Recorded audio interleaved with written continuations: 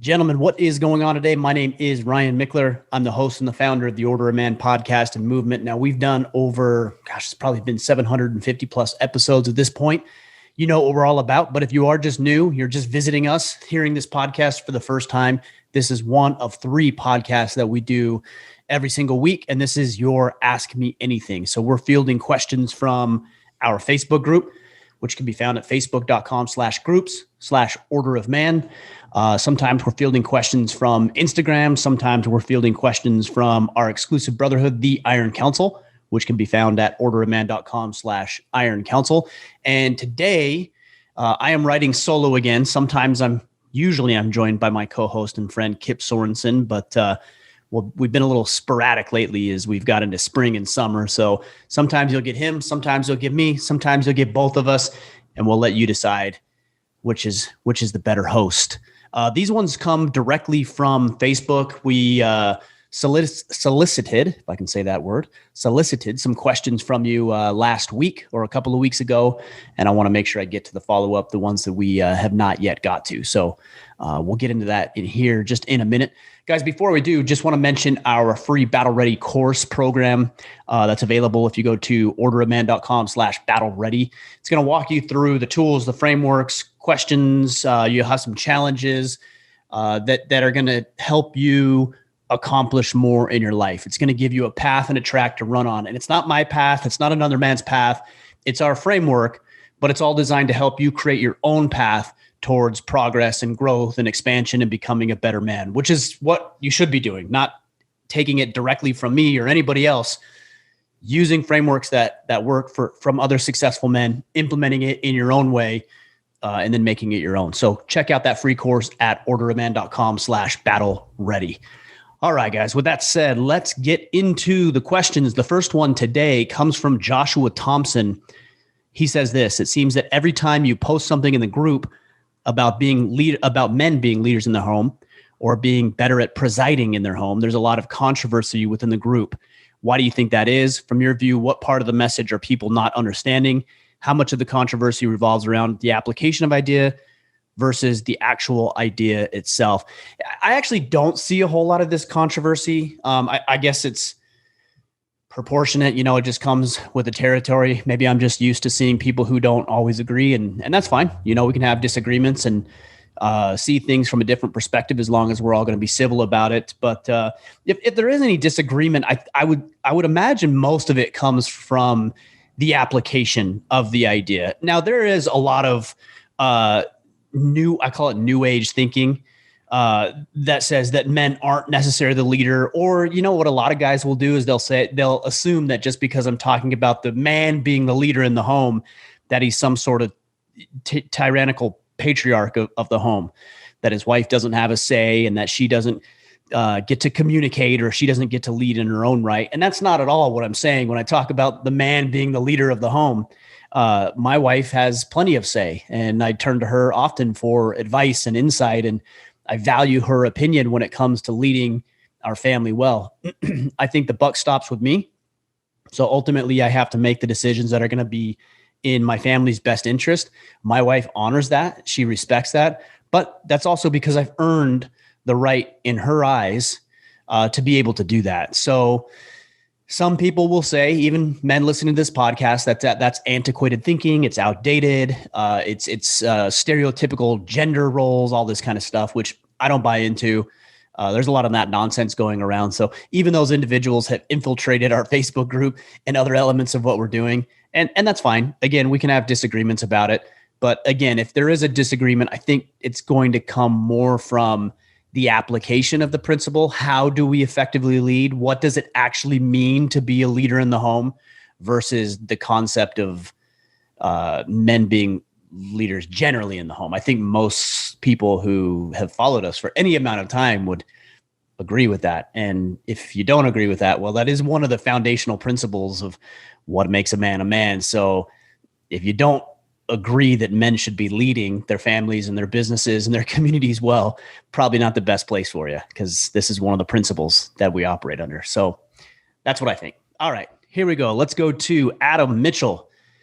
This is one that gets brought up a lot, guys. And I always answer these questions. It's because it needs to be reiterated. So here it is. Is it more important to go after a job that pays highly, but isn't in a field you're pursuing, or go into a field that interests you, making less money? This is what is known as a false dichotomy, that it's only one or the other. You can go into a career path that pays you well, but you're going to be miserable or not interested in it.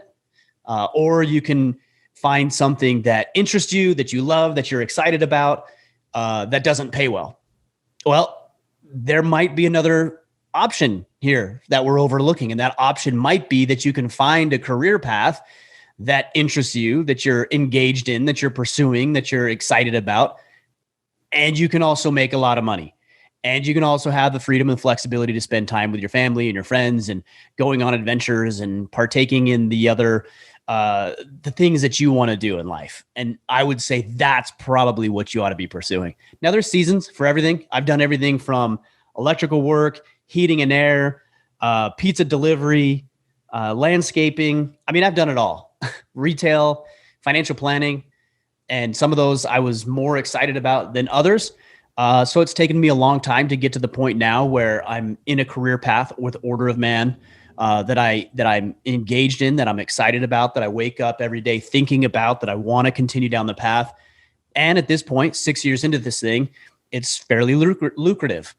I've made more money doing this than I have in any other job, including owning my own financial planning practice. So I think we need to be careful of the false dichotomies. We need to be careful of trapping ourselves or pigeonholing ourselves into being miserable for money, or being, satisfied with our work and broke. Look for the third option, the best of both worlds, which is satisfied with your work and also making a lot of money. Now, means to an end. Yeah, sometimes you got to do work that sucks because you got to put food on the table, and that's what men do too. But that isn't the end in and of itself. That's just the means to the end, which is a better position all around.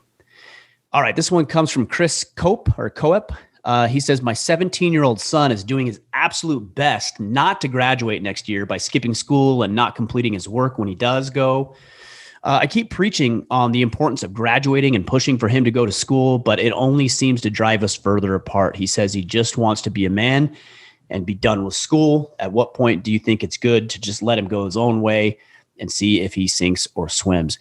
I actually agree with part of what your son has said. He just wants to be a man and done with school. I get that. I understand that. I can resonate with that.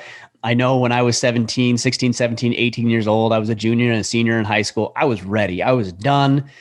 I mean, I was taking classes that just were not important. A lot of them were just elective classes just to, get the credits, but they weren't really actually going towards any meaningful education or schooling. So I was so pissed off and ready to be done. And that actually is a good sign of independence. Again, I go back to means to an end. Maybe you've already explained this to him, Chris, but hey, look, if you want to be a man, sometimes a man does what he needs to do. And it's not always going to be fun, and it's not always going to be enjoyable, but your life is going to be better if you put your nose down and your head down and you get to work and you take the last, 2 months, 3 months, maybe. I don't even think it's that. Well, I guess maybe he's a junior, so he's got school next year too. So tell him, put his head down, tell him you're going to help him out. If he wants to do other things, maybe he wants to start looking into a trade school, or he wants to do some sort of an internship with somebody this summer, but maybe give him a taste of what is to come as he's in between his junior and senior year. I'm assuming that's the case. That way he can maybe get a break and a respite from the formal education and get into the real world, feel like he's providing. And that might scratch the itch for another year. And then, you explain to him that, hey, let's lock it in for the next, 6 to 7, 8 months. Let's dial this in. Let's get it done. I'm going to help you. I'm going to be here to support you.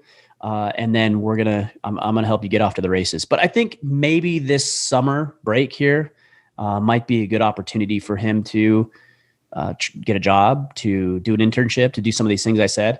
And that might give him a taste of independence. And I think we should, as best we can, honor some of that.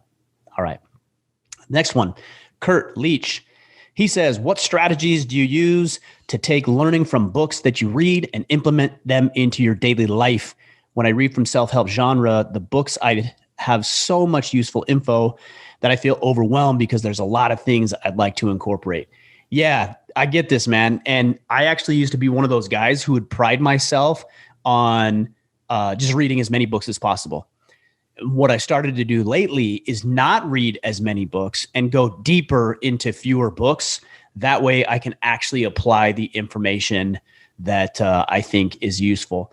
And so I pick up only books that I'm interested in or something specific that I need work on. If I want to learn how to communicate better for the podcast, for example, then I'll pick up a book on communication. If I need to learn how to better run the day-to-day operations of the business, then I'm going to pick up something along those lines. So I'm hyper focused on the books that I am picking out based on my needs, not what other people tell me I should read. Because I get suggestions every single day. And if I read all those books, quite literally, I'd have no time for anything else and I wouldn't implement any of it. So be selective on the books that you're choosing. And then one thing I do as a strategy for reading books, you can see if you're watching this on YouTube at orderofman.com, or youtube.com/orderofman, is I've got a bunch of books behind me. What I do when I read a book is I will read the book with usually a pink or yellow highlighter. And if I see a segment or a sentence or a thought that I like for whatever reason, I'll go ahead and highlight that sentence. And then I'll just do a little dog ear on the book itself. So I'll get all the way through the book. Then when I'm all the way through the book, I go back and I pull up the dog-eared pages and I look at what I had written down or what I had highlighted. And then I might take some notes or figure out a way to actually incorporate that into my day, which leads me to the next point that you actually have to have a daily strategy. So if you're not using something like, let me grab this here. It's always sitting on my desk. If you're not using something like our battle planner, or a blank notepad, which I also have here, or some other system that you happen to use, and you're not planning out every single day, it's going to be a lot harder for you to incorporate good ideas because there's no outlet for them. It's like, 3 tips you pick up from a book. You're like, oh yeah, I really want to do that. Cool. Tell me how. Well, I don't know.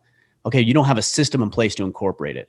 But if you pulled one interesting tidbit or one strategy out of a book, and then you incorporated that into your 12-week battle plan, and you said, for the next 90 days, I'm going to do this one thing every day for the next 90 days, obviously you're going to have more success implementing what's in the book. So have a system for the book itself, have a system for incorporation, and maybe don't read so much, get hyper-focused on what you are reading, and go deep instead of wide on the books and information you're consuming. Jake Lenahan says, what is the greatest lesson learned from your podcast adventure? I don't know if there's one great lesson that sticks out. I would say a couple of things. Number one, just take risks. I should have started this podcast years earlier because I had the idea to do it, but I sat on the idea for a while and contemplated and molded over and hemmed and hawed about why I should or shouldn't, and came up with excuses and justifications as to what I was doing was the right path. And I think I would have taken the risk earlier. But there's also risk in, especially early on, asking powerful people to come on my podcast.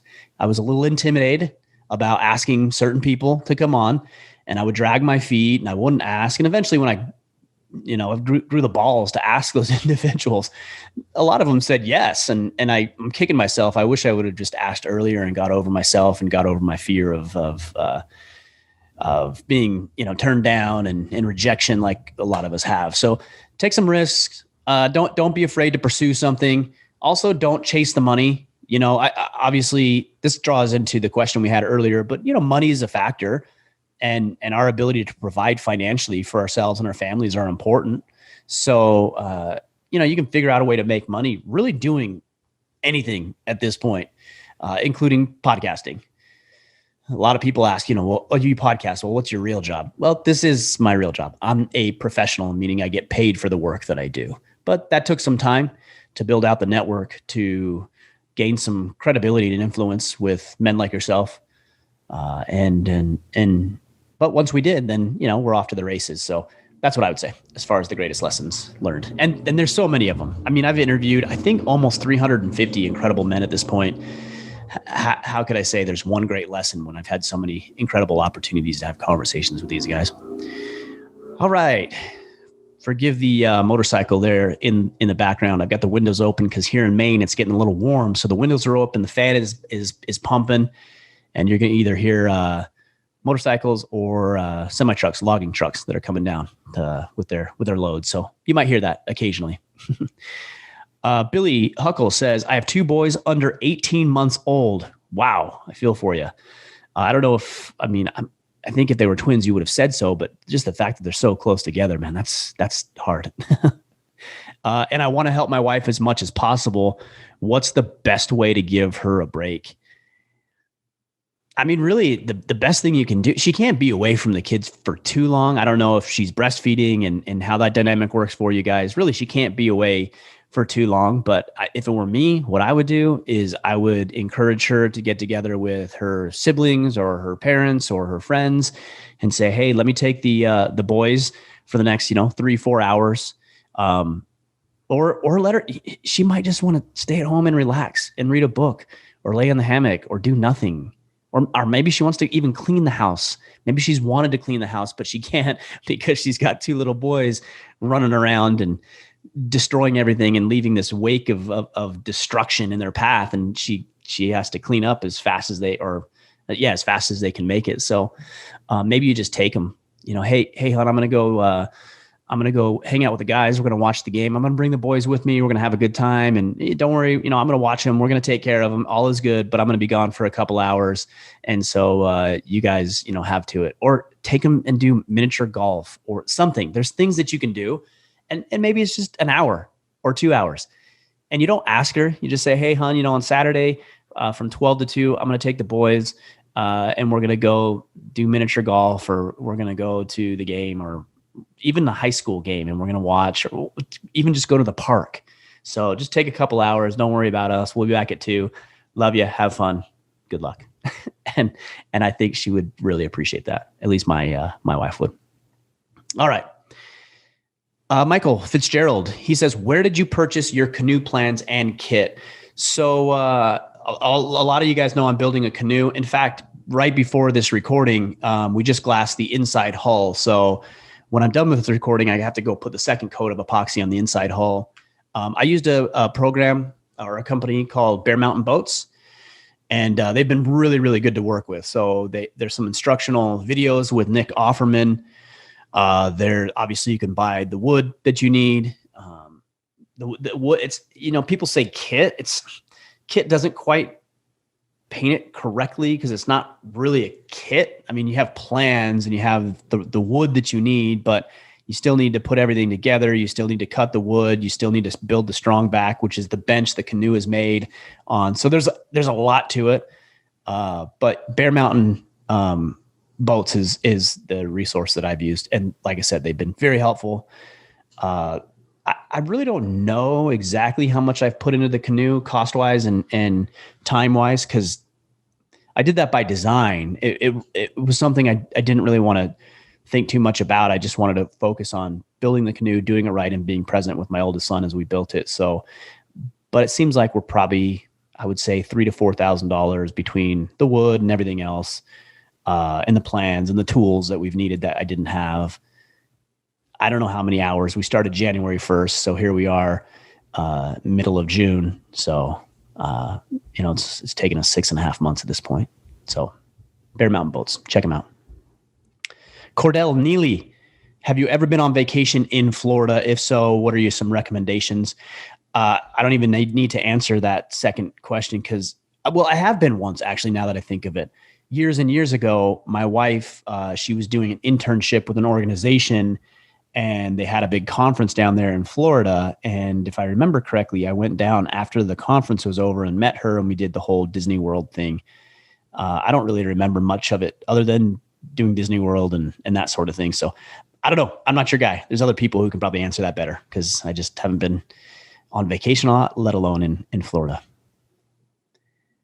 Interesting topic to me is some tips on how to combine finances after getting married. There's a lot of different ways to do it. This comes from Joe Gully. There's a lot of different ways to do it. I know particular families that keep things separate, and the wife has some responsibilities and obligations to pay certain things, and the husband has responsibilities and obligations to pay others. That's one way to do it. My wife and I have always combined our accounts, and we have rules in place. She can spend money and I can spend money up to a certain threshold without having to, question each other or report that in. But if I wanted to spend more money, like I wanted to buy a canoe, then of course I would, run that past her. Usually the way it works in a dynamic in a family is that one individual will be better with the money than the other. So whether that's you as the husband or your wife, one person will usually take on the money management role. And I think that's fine, but we can't delegate away the responsibility. We can delegate some authority to take care of that, but ultimately we need to make sure that it's being taken care of. So whether, Joe, you do it or your wife does it and manages the books and the income and the expenses and all of that, I would highly, highly suggest that you have a money meeting every single week. We do a Monday money meeting. It's a tongue twister. Monday money meeting, where my wife and I discuss what income is coming in, because our income fluctuates slightly. We talk about what expenses are coming up. There might be unforeseen expenses with the kids or the dogs or something around the house or whatever. And we discuss that, and then we also discuss what is coming up in the future as far as expenses. Maybe it's a vacation or a trip or canoe plans, and we need to plan for that. And we just get on the same page, and it's very quick at this point. It doesn't need to be a long drawn out thing. It is very quick. The other day, an Airbnb charge went through on my account. I didn't know what it was. This might sound funny to you. I was in my office, so I just shot her an email. I forwarded it to her. I said, "What's this?" She shot me a message back. She said, "It's for the trip." I said, "Great, done, got it." So I manage it, but I include her in on the process. And that's important because as a financial advisor, I can tell you, I've talked with a lot of wives in particular whose husbands passed away, and their husbands took care of all of the financial stuff. And now husband is no longer in the picture. He's gone. And the wife is, maybe set up, but she doesn't know how to manage any of this. She doesn't know where the investments are. She doesn't know the bank account numbers, and she just doesn't have access to that stuff. So you need to make sure she's on board, and you need to be on board if she's the one who handles it all. All right. John Tyberski says, where do I see the legal institution of marriage going over the next 5 to 10 years? I mean, I don't know about the institution itself. There's value in being married. For me, a lot of guys really, really resist that. And the number one thing I hear from men is, well, I don't need a piece of paper to say that I'm committed. And guys, it's really not about the piece of paper. When you get married, you have a marriage ceremony, you're marking something. You're saying this is important enough that we honor it, we acknowledge it, we recognize it, we make commitments to each other. And I think that you're probably going to have a more successful marriage or relationship if you're willing to go through that process. It isn't about the piece of paper. It isn't about being recognized by the government. But I'll tell you, the more the government, specifically the family court system, stacks themselves against men in family courts and custody hearings, the less likely it is that men are going to want to get married. And then we're going to have a lot of children being born out of wedlock. And then you're going to have a lot of little Timmies and Tommies and Susies running around without dad in the picture. And that's unfortunate. There's been studies that suggest that there's really a few basic actions that you can do that will all but ensure your success in life. Number one, graduate high school. That goes to the conversation and the question earlier. Number two, don't have kids until you're married. And then number three, I believe, is find meaningful or find work. Just get a job. So it's those three things. So I'm a little worried when I hear people that are having children outside of wedlock. I don't think it's good for the kids, and I don't think it's good for society. So we're going to see less and less people getting married. We're going to see less and less people having children. So that's something we'll certainly have to deal with and contend with as this moves along and the family court system stacked against men. And then there's a lot of degeneracy as well, like sleep around with a bunch of women and not really worried about the consequences and treat women less than they deserve to be treated and take advantage of them, manipulate that sort of thing too. And that's unfortunate. I think if you're tuned into this podcast, that's likely not you guys, but that is pretty prevalent and it's not good. All right. This one comes from Thomas Marcel Dale. He says, is it worth getting testosterone tested even as a younger man? I've seen people talking about being on TRT because they did a test that was low and then swearing by it. I've heard a lot of this. I'm not an expert on this stuff. There is a good book called, I think it's called Mastering Your T. I've got it right up there. It's a blue book. I'll check it out and post it on Instagram or in the Facebook group. But yeah, you should definitely read up on it before you do it. But I think getting it tested, yeah, sure. I don't think there's anything wrong with getting it tested so you can get an idea of where your testosterone levels are. Because if they're low, then you need to address that. And there's ways to do that naturally, and you should certainly explore that route. And then there's treatment as well. So I think both have their merit. I know a lot of guys on therapy and they also swear by it, but that makes sense. You have more testosterone, you can build muscle faster. Your sex drive increases. You're able to lose weight. You have the energy you need. So testosterone's a good thing. And if you're getting injected into you, then, that's going to expedite the process. So there's value, I think there. But talk with your medical professional, read the book, Mastering Your T, and come to the conclusions that you think are necessary. Okay. Troy Dotson, any tips for becoming a first-time homeowner as a young man? Yes, I do. What I would suggest to you is that when you're looking at homes and let's say you have a ballpark mortgage figure, monthly mortgage, and let's just say for the sake of argument, it's $1,500 a month. Well, then you need to start putting away $1,500 a month right now today. Let's say your rent at this point is $1,000 a month. And I came to you and I said, hey, your mortgage is going to be $1,500. You're looking for a home. Why don't you just go ahead and put that extra $500, the difference between your $1,000 rent and the $1,500 mortgage, and just go ahead and put that in a side fund. What I've actually heard a lot of people say is, well, I can't afford to put an extra $500 into a side fund. Okay, then you don't have any right to buy a home and have this $1,500 mortgage because you can't afford to do that. So that's number one. Number two, $1,500 for the mortgage isn't really what the cost of the house is going to be for you on a monthly basis. It's probably going to be more like $1,700 or $1,800. You're going to have mortgage. You're going to have interest, principal, taxes, homeowners insurance. So you're going to have all these other things. You also might have mortgage insurance on top of that. And then you're going to have repairs, maintenance, costs, upgrades, et cetera, et cetera. So don't think that just because you can afford a $1,500 mortgage that you're in the clear. You might not be. It might be $1,800 or $1,900 or $2,000 that you actually need to have on a monthly basis to plan for these things. So make sure that you're setting that stuff aside. Let's say your mortgage is $1,500. Take $300 or $400 extra dollars a month. Set it into a homeowner's fund. And here's the beauty: in 12 months, let's say you've got $3, $4, $5 in there. You haven't used any of it. Okay, maybe you pull out $1,000 and you buy something, you make a purchase, you pay off some other debt because you haven't used it for home repairs or maintenance. Congratulations, still your money. You can do something else with it. You can redeploy it.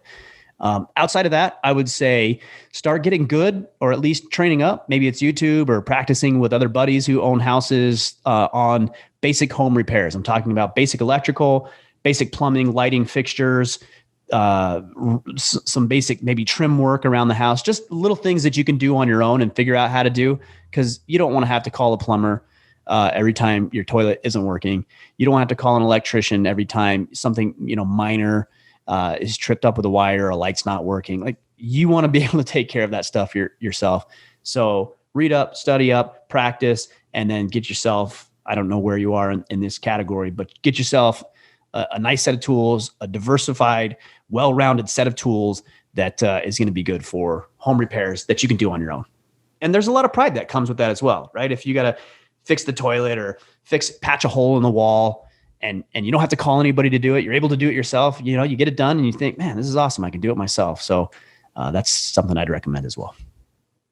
All right, guys, how we doing on time? We're doing a rapid fire today. We're only going to go about half the time we normally do. So we're about the 30-minute mark. So I'll take a couple more and then we will call it quits. All right, this one comes from Lance Wallace. He says, any advice or resources to utilize that would help get my accountant wife on board with overhauling our finances? Interesting. She's an accountant, but maybe she's not interested in overhauling your finances. That's interesting. Since listening to the podcast, watching expert videos, Dave Ramsey, for example, and reading finance books like Rich Dad, Poor Dad, my entire view and outlook on money has changed. I'm trying to come up with something to introduce her to, or a resource to show her what I've learned and get her on board with the changes I want to make. But her attention span is short, so I'm finding it difficult for my words to resonate with her and get my point across. Any resources, advice would be greatly appreciated. Love the show. Thanks, guys. Well, she's not on board right now. And I would almost bet it's not that she's not on board with what you want to do. She might just be bored with it. Maybe she talks about money all day long and doesn't want to talk about it when she gets home. Kind of like the mechanic who drives the beater, or the landscaper who has grass issues in his front yard. He's so focused on fixing everybody else's stuff that he never has time for his own. But what I would do is I would talk about the benefits more so than the strategies. You're probably talking to her about the strategies of, here's how we're going to invest, and here's what funds we're going to put them into, and here's how we're going to do the debt snowball, which is Dave Ramsey's thing. And, here's how we're going to execute this. And she might gloss over and be like, I don't care about this. It's not that she doesn't care about the benefits of it. She just might not care about how it's implemented. So instead, maybe what you ought to do is talk about, hey, imagine this, hon. Imagine us being out of debt completely and taking that vacation that we've always wanted to take. Or imagine us getting out of debt and being in the position where we can remodel the nursery or the kids' room like you've always wanted to do, or remodel a room for you so that you could have a place in the house that's all yours. So now you're talking about it from a benefit perspective for her, and then making sure that you guys are on the same page, because she might just give you full authority. She might say, great, good. Yes, I actually like that idea. Go ahead and take care of it. And then you don't have to win her over on how you're going to do it necessarily, although you want to keep her in the loop. You just let her know what's in it for her, how it can be beneficial, and she might just say, fine, good, do it, and you're off to the races. All right, let's take one more here. A lot of homeowner questions. Michael Ward's asking for advice for new homeowner. I just mentioned some of those things. Here's one, Dave Lynch. This will be the last question of the day, guys, and we'll do another one of these next week.